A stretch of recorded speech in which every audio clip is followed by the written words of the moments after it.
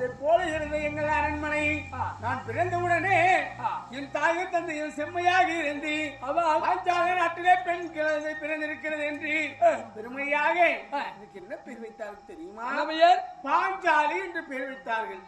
பாஞ்சாலி என்று பேர் வைத்த உடனே மற்றொரு பேர் உண்டு. என்ன? இந்த ஏகத்திலே பிறந்தபடியால் ஏகஜனகி என்று ஒரு பேர் வைத்தார்கள். அந்த ஏகத்திலே ஒரு பெண்ணாகப்பட்டவள் பிறக்க கூடாது என்று சொல்லி என்ன செய்தார்கள் தெரியுமா? அந்த யாகத்திலே முதலாக யார் பிறந்தார் தெரியுமா? யார் பிறந்தது?